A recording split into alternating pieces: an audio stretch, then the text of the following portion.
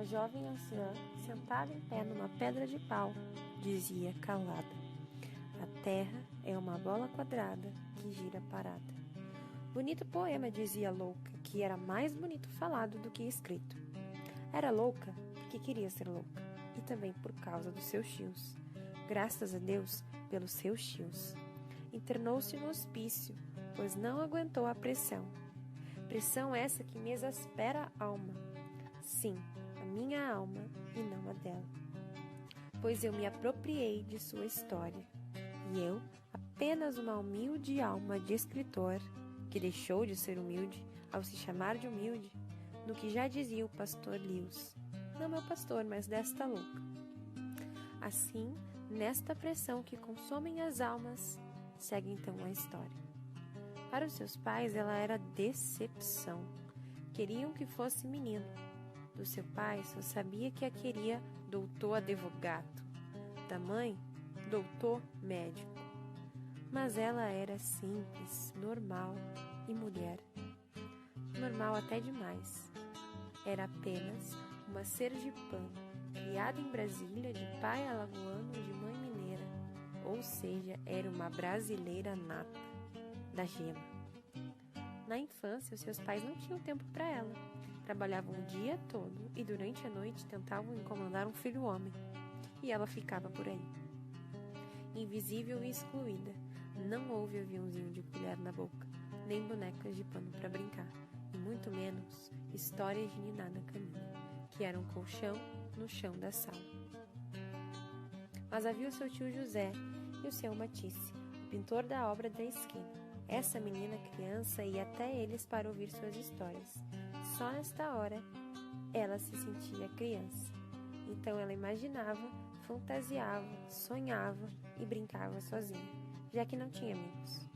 Para os amigos ela não existia. Aliás, amigos não, mas colegas. E diziam que ela parecia aquela música. Apesar de nada engraçada, não tinha nada e nem nome. Ela era o número 0. Como diz a tia Clarice, ela nascera com maus antecedentes e parecia uma filha de não sei o quê, com o ar de se desculpar por ocupar espaço.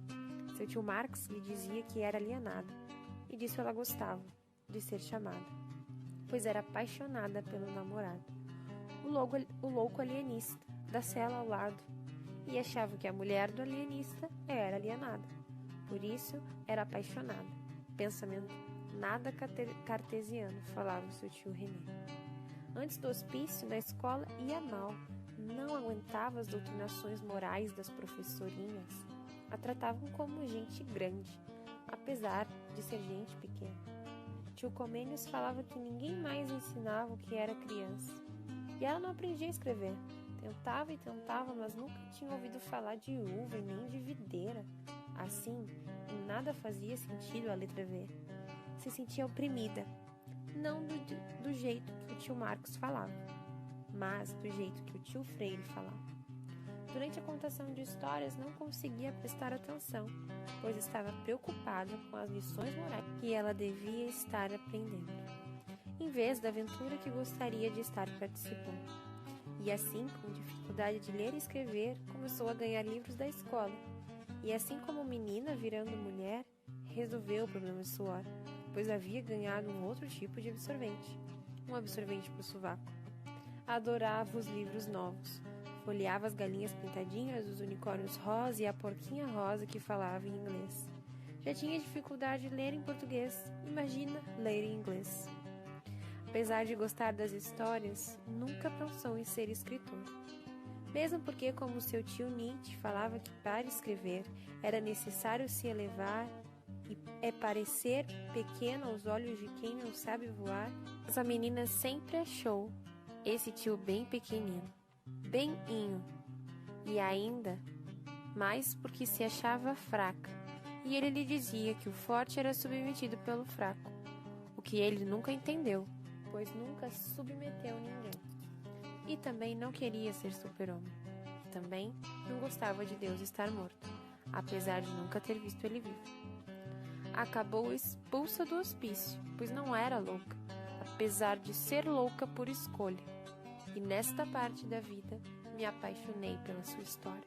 Aqui começo eu, o escritor, a contar uma parte de sua maldita vida, ainda que ela não soubesse que era maldita. Depois do hospício, seu futuro era certo. Iria casar com um homem da igreja, de princípios e morais elevados. Iria casar com um homem de Deus. Seu nome era Nelson Rodrigues, mas o chamavam de Anjo. Anjo não sei da onde. O homem era bruto, pornográfico e fiel, e a queria para ser dona de casa. Dizia que a esposa era como um cabelo na sopa, que ninguém quer comer.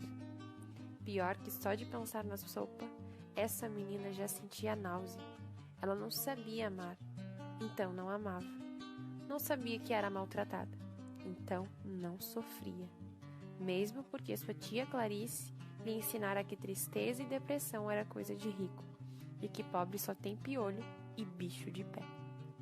O casamento ia mal, não tiveram filhos e não se entendiam. O anjo falava, ela não entendia. Ela falava, ele não entendia. Ele brigava, ela calava. Ele a acusava de não pensar e ela acabava por achar que não pensava mesmo, mas ela não ligava. Achava que estava tudo bem. Ela era igual ao primo Cândido, filho do tio francês, que se chamava François, mas que escrevia François. Só tinha um único sonho, queria ser uma abelha. Seu tio Sêneca, que ela chamava de tio Soneca, falava que ela era uma mosquita. Implicava com ela por não saber falar seu nome. Dizia que ela nunca ia conseguir beber das flores, que ela, por ser mosquita, só conseguia fazer zumbir as orelhas nos viventes. Que miséria era a vida desta menina.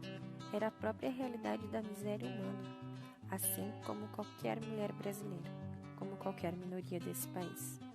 Sendo então que depois de atropelados, todos acabam por descobrir essa fragilidade, essa condição, e assim tentam mudá-la. Nasceu dessa forma, cresceu desta forma e vive desta forma, mas foi atropelada, e assim encontrou-se viva, existindo, sendo, e faz uma reflexão sobre a função do escrever, do papel do escritor. Ela se torna seu Chios. Ele me vê agora, seu narrador. E essa realidade que nos torna aprendizes. Ela com sua palavra é início, é meio, é fim. E o nós somos um, neste universo sem fim. Atropelamento existencial. De tudo que é nego torto, do mangue e do cais do porto, ela já foi namorada. O seu corpo é dos errantes, dos cegos, dos retirantes, é de quem não tem mais nada.